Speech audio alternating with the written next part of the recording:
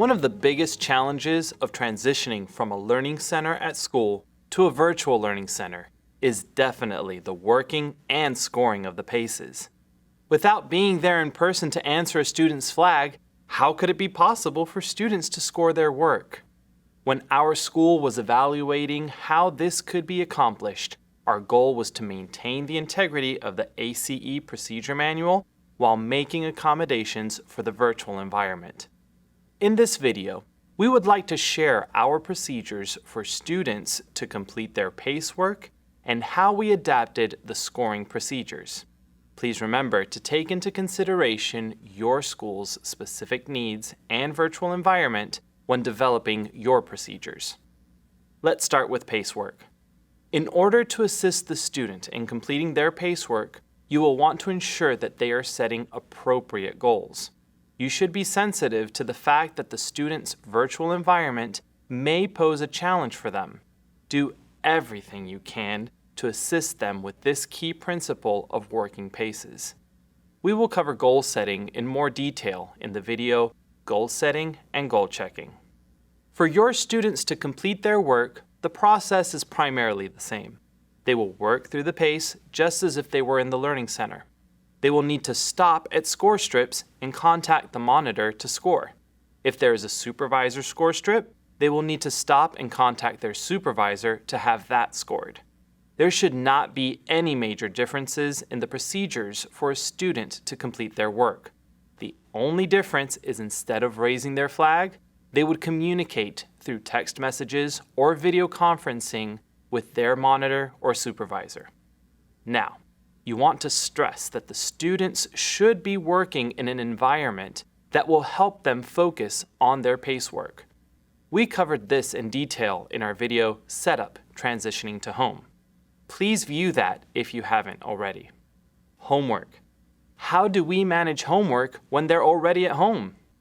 One suggestion could be to have an email template created previously in which your staff would simply need to enter the student's name and homework goals and then send it on to the parents. It doesn't have to be anything fancy. Just make sure it gets the point across. You also want to make certain the parents understand that they must respond to the email, even if it is with a simple thank you. We would also suggest you have a separate email template created for when students have finished their goals within the day. It could be short, congratulating the students on the completion of all their work and encouraging the parents to also congratulate them. Remember, the virtual learning center will feel different to many of your students, and they have different levels of achievement while in this environment. Evaluate each student individually and try to consider all of the variables before addressing homework. Also, maintain communication with the student's parents. We are working together as a team, and their input will be very important in deciding if a student needs to have homework or if the student's goals would simply require modification. Always remember to pray when making these evaluations.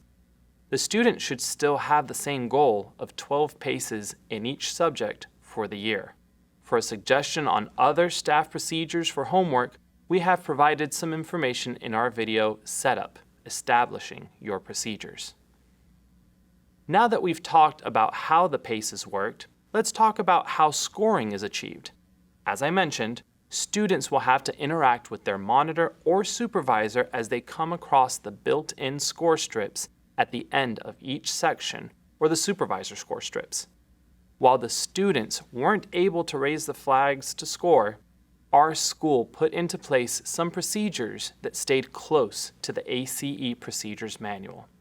When a student came to a score strip, they would send a text message to the monitor, informing the monitor they were ready to score. The monitor would then reply that they could enter the video conferencing platform or if there was a student ahead of them. Once in the platform, the monitor would make a notation on the daily student contact log, writing down the subject, PACE number, and pages to be scored. Our school developed this form to help keep track of student interactions and make any notes concerning the student's scoring. The monitor would retrieve the score key and turn to the pages to be scored. The student then read the answers to the monitor. This step still gives the student the opportunity to take responsibility for their scoring. As the student read the answers, the monitor would mark the answers that are incorrect with a pencil onto the score key.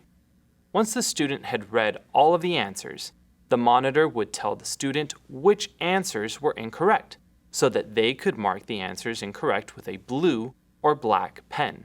We didn't ask our students to use red pens because we didn't want them to get in a habit of having a red pen at home. A small warning here: be careful not to give the students too much information as you score. You want them to take the responsibility of going back and correcting their mistakes. Once the student had made the corrections, they needed to contact their monitor again and repeat the process. The only difference is that the monitor would then mark on his log that the student was rescoring. If the answer was correct, the monitor erased the mark and asked the student to circle his mark. This will help you to identify if a student has forgotten to rescore. If multiple students are working in the same pace, you can have different symbols to identify different students. A.C.'s incorrect answers are marked with a check mark, and Pudge's incorrect answers are marked with a circle. If the student has scored the same questions more than 2 times, you would want to refer them to the supervisor for academic assistance. Ensure the monitor communicates with the supervisor that the student is having difficulties. Students will also have various supervisor score strips throughout the PACE. These activities could include writing paragraphs, addressing envelopes, or reciting verses after a self-test. The process for contacting the supervisor was the same for our students. Once the student and supervisor were connected, the student would place their PACE in front of the camera on the subject in question. This would allow the supervisor to look over the work and provide feedback to the student. Depending on the device the student is using, this can be accomplished a couple of ways. One way is for the student to hold the PACE up in front of the camera. This may require a steady hand. Another way is to use a tripod like this one to place the device over the test. These can be found for a relatively small price. Once the supervisor listened to the student recite the verse or looked over the necessary pages and had given feedback, the student would return to their work. The supervisor then made any notations on the daily student contact log. This helps to keep record of supervisor score strips that have been scored. These were the steps we took to fulfill the work and scoring of PACEs. With a few modifications, a student should be able to progress with a continued sense of normalcy.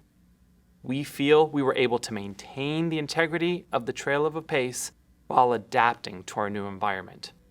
We hope this video has been able to offer some assistance, and we encourage you to view the other videos in this series as we continue to talk about the Virtual Learning Center.